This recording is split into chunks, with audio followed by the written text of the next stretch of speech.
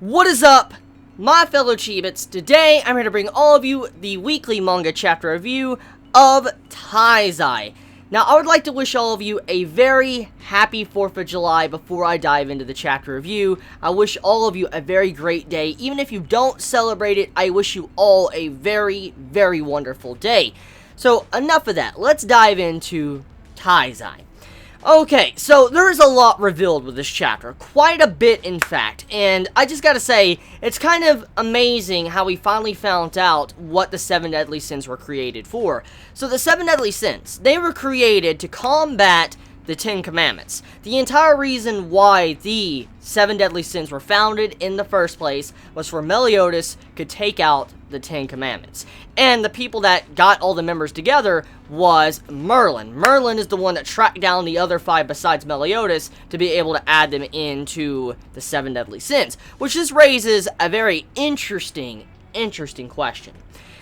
For one, Merlin says that the 5 that she selected were all from different tribes, which means different races. And we kind of know everybody's different race. Look, we have Diane. Diane, she's from the Giant Clan. King, Fairy Clan. Bon, he's kind of undead. He's a human, but he's undead. Then we have Galther. Galther, he is like a doll/demon. And then we have Escanor, which, as we know from so far, he's a human that has been cursed. So this raises a question. This is an inconsistency with 2 things here.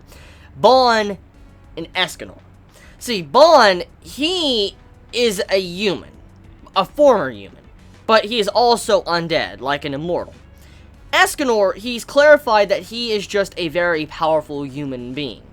And he's cursed. So, the main thing is, since they're all from different races, different tribes, okay?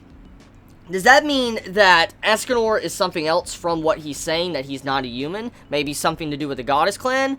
Or does that mean just Bon is like undead, and does that mean Escanor is really human? That raises many questions, but another thing too, is that amongst this entire discussion, many might have not realized, was that Merlin and Meliodas were excluded from the 5 tribes. For instance, Merlin says the 5 she selected were from 5 tribes. She wasn't counting, herself, and she wasn't counting Meliodas. So this doesn't mean that there can't be like 2 demons. For instance, Galther being a demon, Meliodas being a demon. That doesn't mean that can't count. But also, this doesn't mean that Merlin is actually a human or something. She could be something else. She might be a part of the Goddess Clan. She could be something else entirely. Whatever the case may be, though, the 5 that were mentioned were Escanor, Galther, Bon, Diane, and King. Those were the 5 mentioned in this chapter. So, I'm just curious, exactly. Is Escanor really human? Is Bon just considered an undead and not human, and that would mean that Escanor is just a human being that's cursed? I'm very curious exactly where that goes. But, enough of that. Let's dive into some of the other contents of this chapter, and that would be the situation with Meliodas and Elizabeth. Now, I know this is going to be a big discussion. Many people were bringing it up last week, and I know that there's a lot of weird situations when it comes to this relationship between Meliodas and Elizabeth.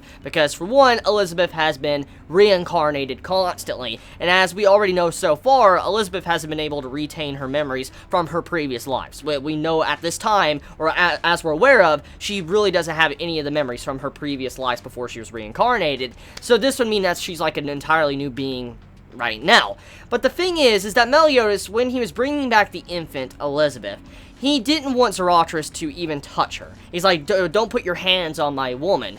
And that is, it's a very weird phrase. I have to admit, it's very weird because he's just talking about an infant like that, like my woman, and it's weird, I will say. Even though we know that Elizabeth is a reincarnation, it is still very, very weird.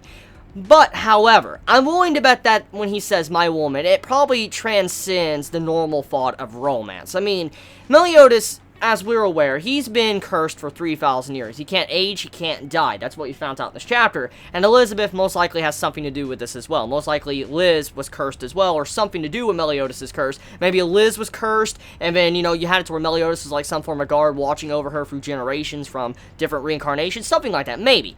But the thing is that throughout this time of watching over Elizabeth and her reincarnations and stuff over 3,000 years, he probably formed some form of bond with her. Like, you know, someone that really cares. It went past romance. It just went for a deep bond with this person that he just really wants to protect. And that's probably why he said that. And, like, why we can't probably understand it at this time. He just spent so much time with Liz and her reincarnations that he just cares so much. And that's probably why he said something like that. Now, the thing is that at the end, we found out that Meliodas can't die. He's tried everything. He's tried to die. So this confirms that Meliodas is not necessarily dead permanently. At the very least, we know his heart has stopped. He's dead at this time, but we know he's probably going to come back, which we all assumed he eventually would come back. So right now, he's in the process of trying to come back in purgatory, which that's the main question I'm having right now. So how is he going to get back? He's in purgatory right now, and he just pretty much tells the person talking to him in purgatory to, like, fuck off. It's no chance he's going to stay here. He's going to come back. I got a good laugh out of that. I really did. Meliodas just being a rebel, even though he's pretty much dead at this time. So he's going to be trying to come back, and he's in purgatory right now, so we're going to get to see, like, some form of the spirit world while Meliodas is there, and it adds something very interesting, more world building for the 7 Deadly Sins, so I can't wait to see what direction the story is going to go in this upcoming arc. But yeah, Meliodas, he's cursed. He can't die. He's lived for 3,000 years, and according to our understanding, not even demons can live for 3,000 years. And we have already seen examples. Demons have aged. We saw Estarossa. He aged from, you know, the flashback to what he is now. We know demons age over time. So, because of this, Meliodas, he hasn't aged a day in 3,000 years. What is this curse? How did he get this curse? And, I mean, it has something to do with the 10 Commandments. I mean, was it something to do with his commandment? Maybe Meliodas did something and his commandment cursed him in some way. Possibility. So, overall, this chapter of Taizai was a very good chapter for information we received. Let me know your thoughts in the comments below. You all have a wonderful day or night wherever you live. Please be safe. Chibi out.